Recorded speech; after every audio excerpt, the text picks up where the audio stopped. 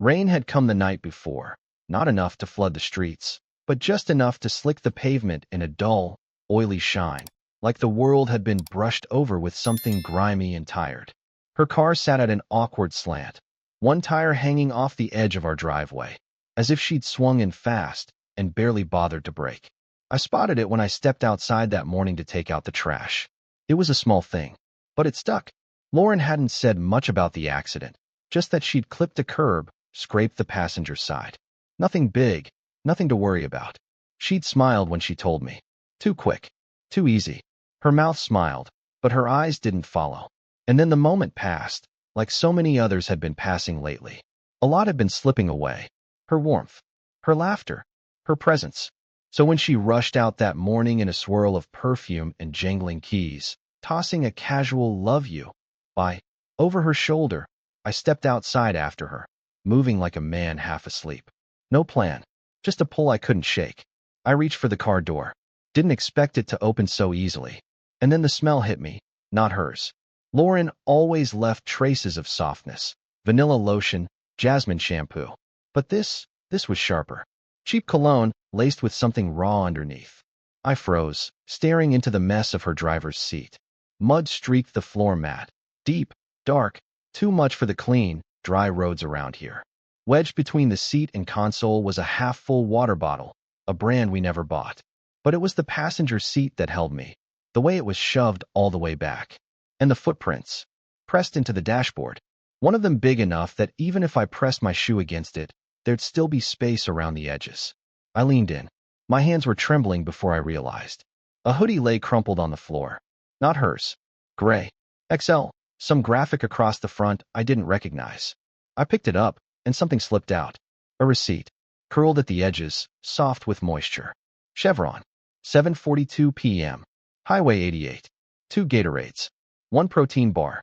1 pack of condoms.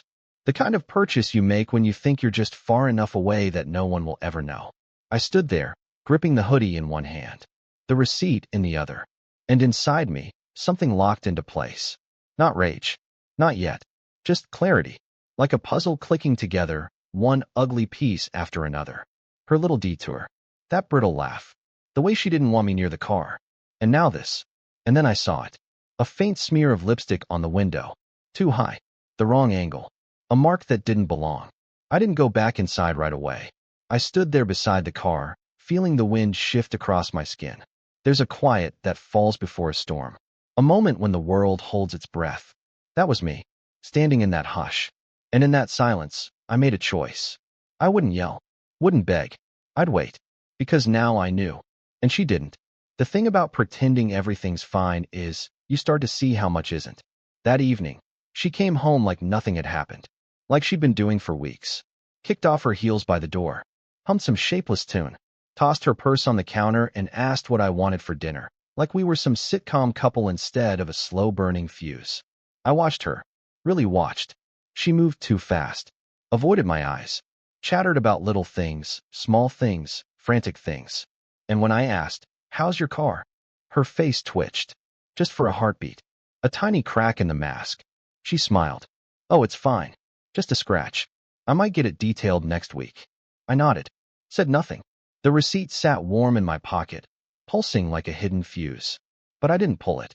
Not yet. I needed more. That night, while she sang in the shower, sweet and careless, like betrayal wasn't tangled beneath her skin, I slipped her keys from her purse. Checked the car again. No new surprises. Just the same evidence, now burned deeper into memory. I took photos. Every detail. The seat. The footprints. The hoodie. The receipt. I placed it all back exactly as I'd found it. Locked the doors. Returned her keys. The next morning, she left early. Earlier than usual. Said she had a meeting across town. Might be out late. She gave me a quick kiss that barely brushed my lips. Light. Incomplete. Like a habit she didn't bother finishing.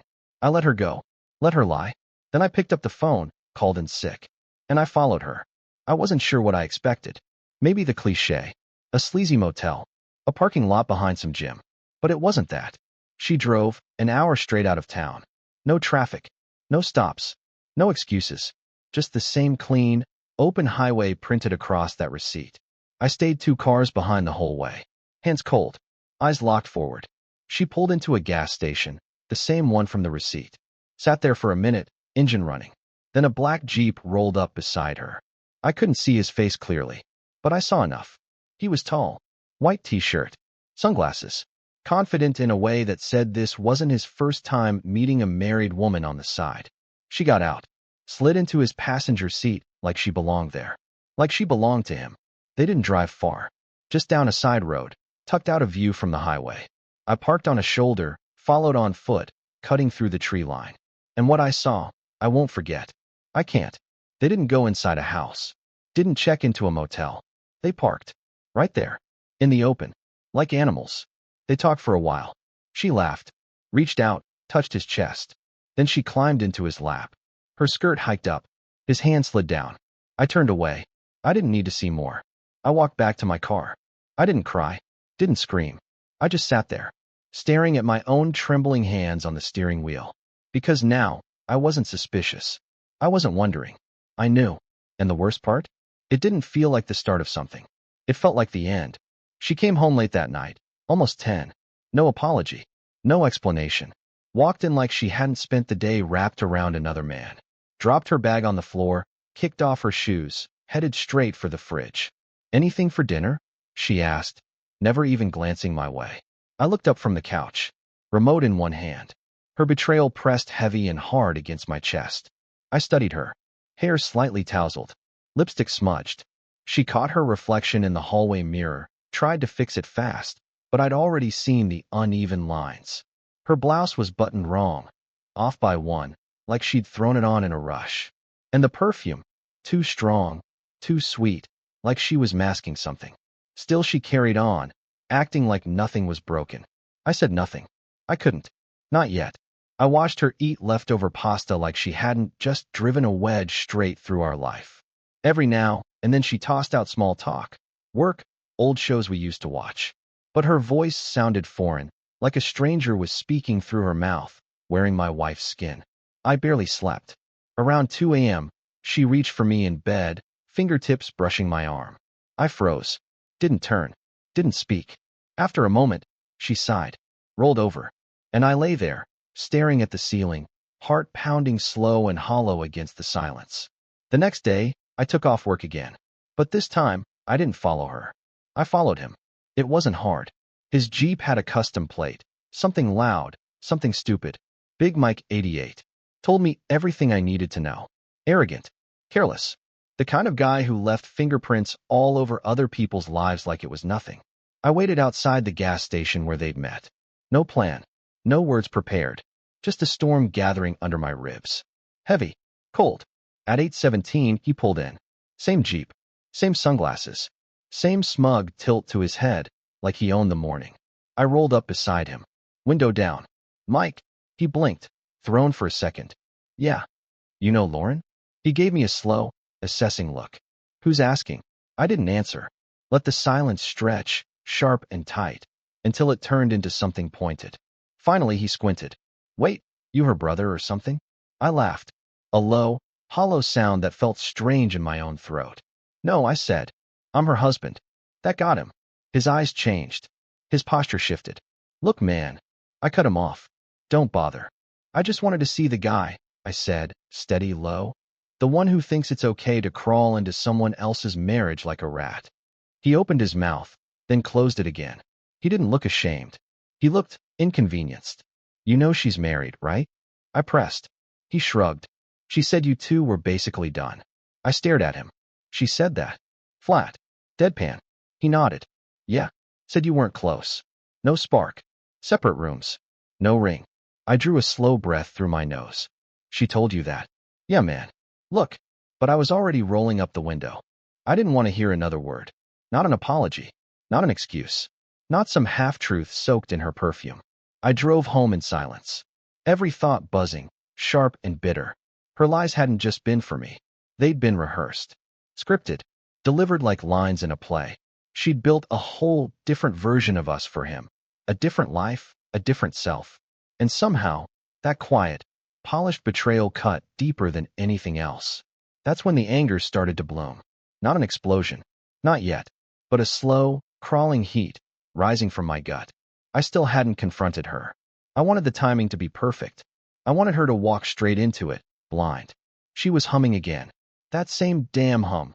Tuneless, airy, like a sitcom wife baking cookies instead of a woman tearing her marriage apart. I stood in the hallway, listening as it floated from the bathroom. The door was cracked. Steam spilled out like fog. She stood in front of the mirror, wrapped in a towel, hair damp, brushing mascara onto her lashes. Going somewhere? I asked from the hallway. She jumped, just a little, then smoothed it over with a smile. Too wide, too polished. Didn't hear you. I've got that yoga class tonight, remember? Of course. The same yoga class she'd been attending every Tuesday and Thursday, even though her mat hadn't moved from the closet in weeks. I nodded slowly. Right. Yoga. She tilted her head, studying me through the mirror. You okay? You look tired. I smiled faintly. Didn't sleep much. She didn't press. She never did. Not when the truth was a door she wasn't ready to open. I followed her like a shadow that week. Every word. Every excuse. I cataloged them. I didn't question. Didn't accuse. I let her build her tower of lies. Higher and higher. Waiting for the moment I'd pull the foundation out from underneath her. Thursday evening. She left for yoga at 6:15 p.m. By 6:50, I was already on Highway 88. I didn't need to follow her this time. I knew where she'd be. Same Jeep. Same side road. But this time, I didn't just watch from a distance. I parked nearby. I walked right up to the edge of the trees. It felt like trespassing, like stepping into some parallel life where my wife belonged to a stranger, and I was nothing but a ghost, watching it unfold. She was sitting in his lap again, windows fogged, arms wrapped around his neck like she'd never vowed herself to someone else. I turned and left. I didn't need more. I drove straight home. No detours. No distractions. I pulled the shoebox from the closet, the one where I'd been keeping everything. Photos, screenshots, the receipt, the hoodie, even a printout of her text logs from the cloud backup I'd hacked while she slept. Every message, every lie. I laid it all out on the dining room table, like evidence at a crime scene. And then I waited. She came home at 9:42. Hair messy, lipstick reapplied, crooked.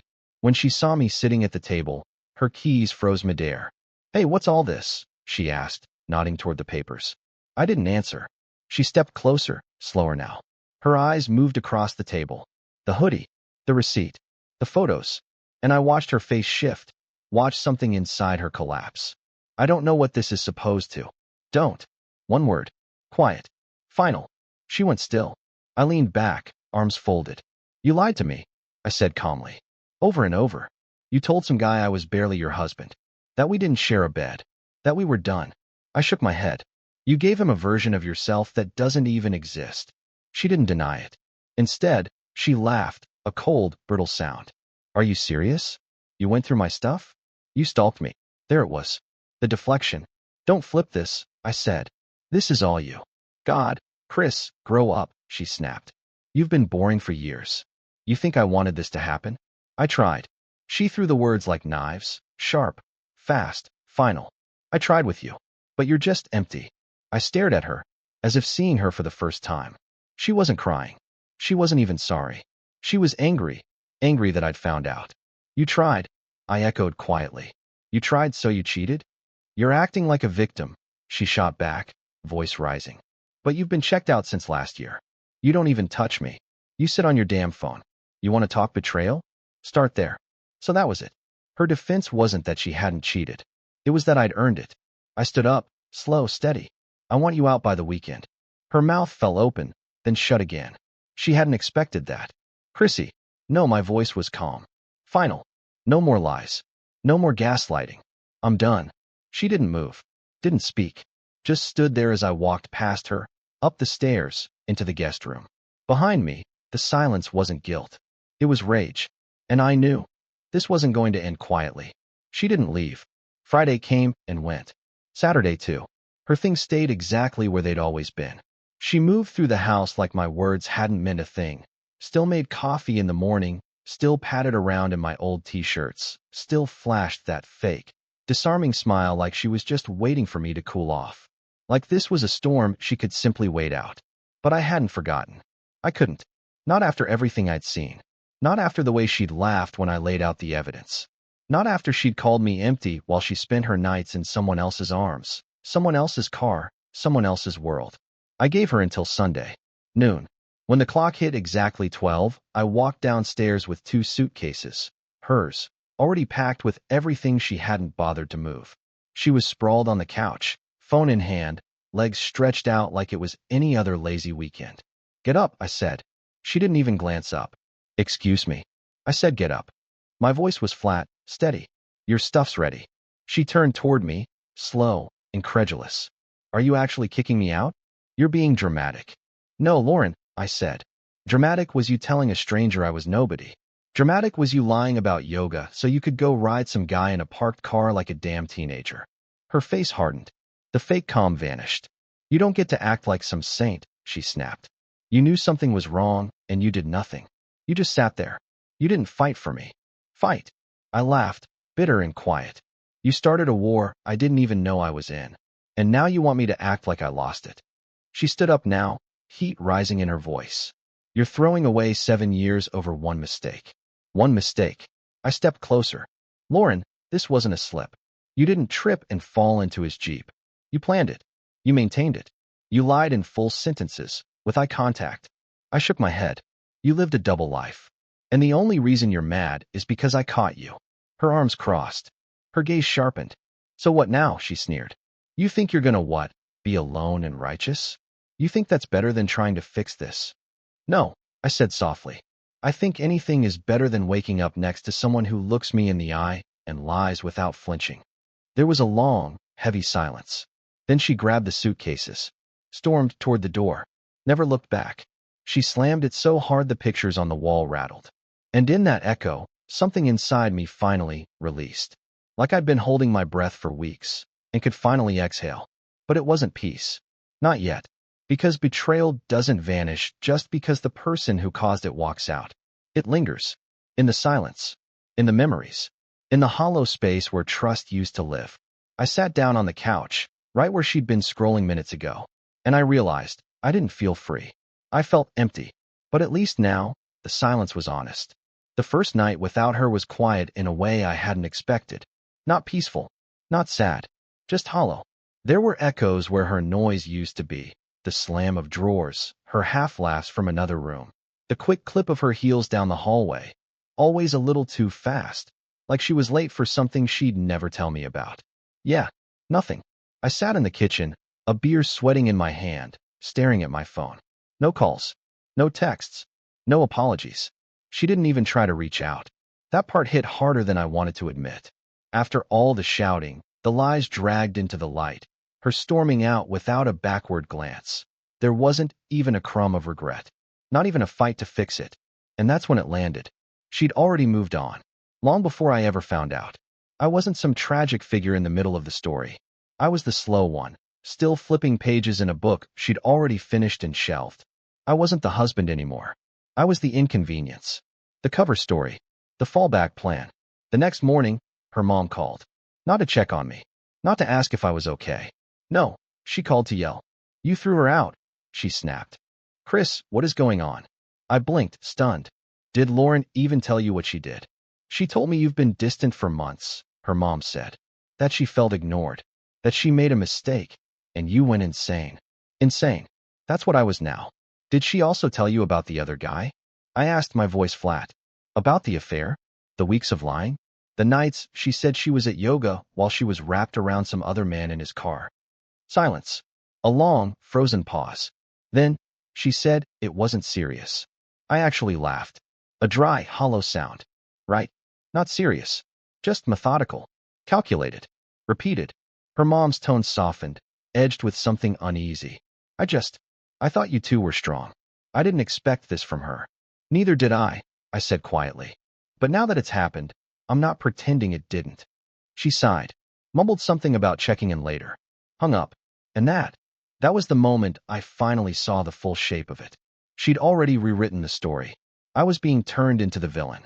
The bitter husband who snapped because his poor wife made a mistake. She was setting the narrative. Spinning it. Telling people what to believe before I even had the chance to speak. And suddenly, I wasn't just mourning a marriage. I was fighting for my name. So I did something I hadn't planned. I made a post. Social media. Just one. Not detailed. Not dramatic. Just enough. Lauren and I are separating. It's not mutual. She had an affair. I found out. It's over. No photos. No names. Just facts. And man, the silence that followed. It cracked the sky. Friends messaged. Co-workers. Even her sister reached out. People knew. People suspected. But no one wanted to say it until I did. By midnight, Lauren called. First time since she'd left. I didn't answer. Let it ring. If she wanted to talk, she could sit in the silence for a while. Like I did. Like I still was. I watched the screen go dark. Set the phone face down. I didn't need her words. Not anymore. What I needed was the truth. All of it. And I was ready to burn through every lie to get there. By Monday, the mask had fully cracked. She showed up. No text. No warning.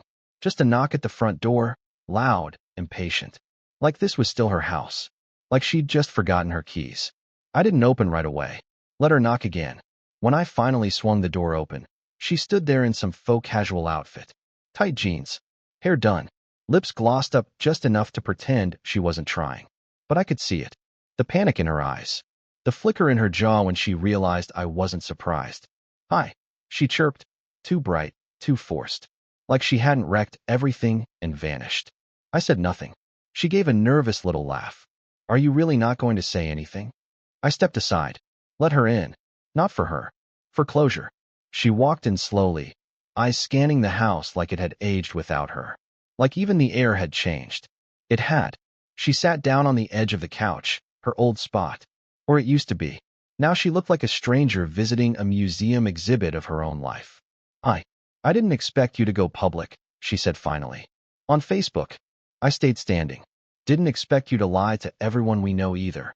Her mouth twisted. It wasn't lying. It was just keeping it quiet. We could have handled it privately. I shook my head slow. Privately? You mean like the affair? The receipts? The gas station on 88? The way you looked me in the eye and said it was yoga while you were getting your workout in someone else's lap. Her head dropped. For a second, I thought I saw shame. But then she looked up, and it wasn't shame. It was anger. Pure, unfiltered anger. You're humiliating me, she hissed. Telling people things they don't need to know. Making me look like the bad guy. You are the bad guy. She shot up from the couch. Fast, her body tight with frustration. You think this is black and white?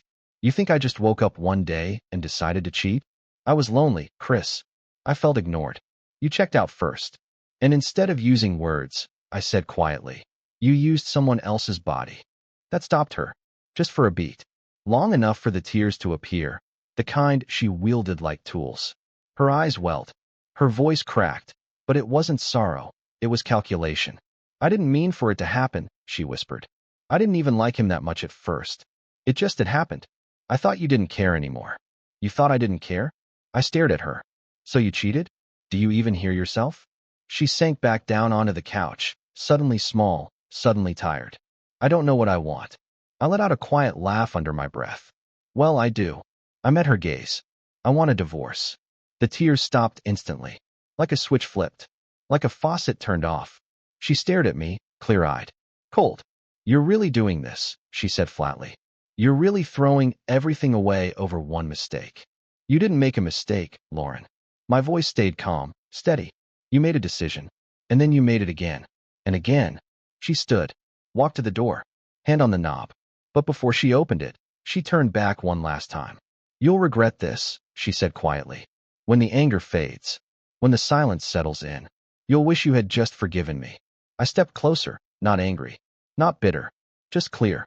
You're confusing forgiveness with forgetting, I said. I might forgive you one day. But I'll never forget what you did to me. And I sure as hell won't build a future with someone who treated me like a backup plan. She didn't say goodbye. She just left. And this time, she didn't slam the door. She closed it. Soft. Quiet. And somehow, that was worse. The silence that followed wasn't heavy. It was clean. No more forced conversations. No more fake kisses on the cheek before work. No more watching her phone flip screen down every time it buzzed. I wasn't living inside a lie anymore. I was standing outside of it, breathing air that didn't taste like denial. I started clearing things out. Her drawer in the bathroom.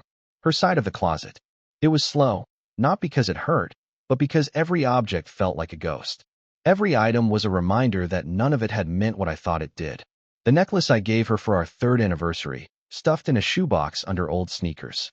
The framed photo from New Orleans, lying face down in the back of a shelf, hidden behind a curling iron. I donated most of it. The clothes she didn't ask for. The things she left behind without a word. I didn't burn them. Didn't throw them into the street. I just let them go. Quietly. Like peeling off a second skin that never really fit. That week, the text started. First a trickle. Can we talk? Please don't do anything permanent until we've had a real conversation. You don't need to respond right now. But I still love you. Each message felt like a damp match, trying to reignite a fire long since drowned by rain. I didn't reply. I had nothing left to say to a woman who lied to my face and tried to rewrite the ending of our story as if I wasn't standing there, holding the truth. But I didn't block her. Not because I wanted her back, but because I wanted her to see. I wanted her to feel the vacuum she'd created. Every time her message sat on read, I wanted it to echo back at her. Hollow, sharp, ringing like a bell in an empty church. And then Friday, she crossed the line again. She showed up at my job. I was in the break room, pouring coffee, when I turned. And there she was, standing by the vending machines like she belonged there. Like this was normal. Her eyes locked onto mine the second I looked up. Chris, she said softly, like we were still married. Like she still had the right to say my name that way. What are you doing here? I asked, keeping my tone flat. She stepped closer. I can't do this in texts. I need to talk to you. You lost the right to need anything from me. I made a mistake, she whispered. A stupid, horrible mistake. But it didn't mean I stopped loving you. You were selfish, I finished for her. You were selfish. You were bored. You were careless. And now that the other guy doesn't look like a long-term option, you're back here, trying to collect the version of me that trusted you. Her lip trembled. She reached for my arm. I stepped back. People were watching. I didn't care. You want me to believe this is about love? I said, voice steady low. You didn't even apologize until the consequences showed up at your door.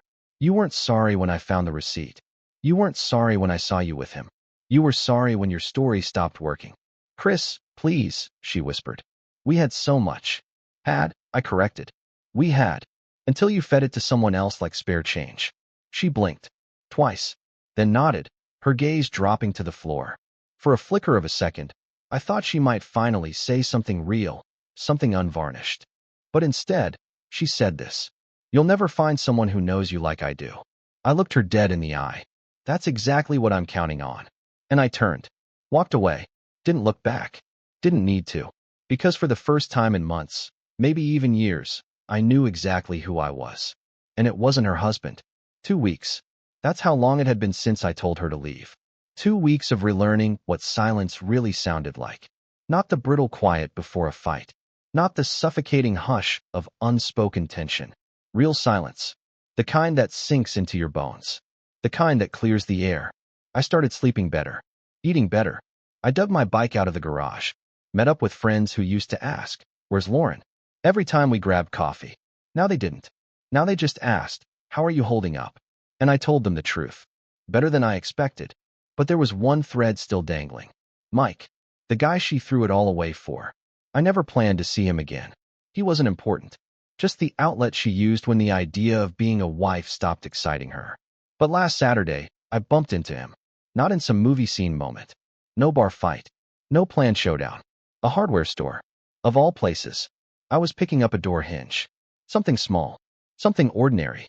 Turned the corner in aisle 7, and there he was. No sunglasses. No swagger.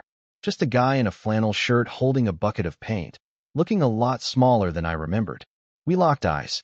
His shoulders stiffened right away. Chris, he said, clearing his throat.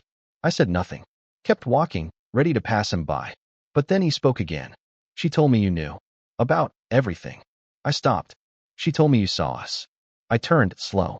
That's what you want to talk about? He glanced down at the paint, then back at me. I didn't know, man. I swear. I thought you guys were done. You didn't know, I repeated. That she was married. That she lived with her husband. Wore a wedding ring. Parked in my driveway. Came home to my bed. He swallowed. She said, you weren't close. That you hadn't, touched her in months. Don't. I cut him off. It's sharp enough already. Don't recite her script to me. I shook my head. You were just the guy dumb enough to believe it. He shifted, visibly uncomfortable. Good. I didn't mean to hurt anyone, he said. That's the problem, I replied. You never meant anything. You were just available. She used you to escape her own emptiness. And when it blew up in her face, she crawled back to me. I stepped closer, not to intimidate, just to finish. But I'm not her safety net. And you? I nodded. You're not her future. You were just a mistake she never planned to keep. He didn't say another word. Didn't have to. I walked out of that store feeling lighter than I had in months. Because in that moment, I understood. I'd been trying to make sense of a story that was never mine to understand. I wasn't the author. I wasn't the main character. I was just a chapter in her chaos. But I didn't have to read it anymore. I didn't have to memorize the lines. I didn't have to carry the weight of what she did, or who she did it with. Let them keep their mess.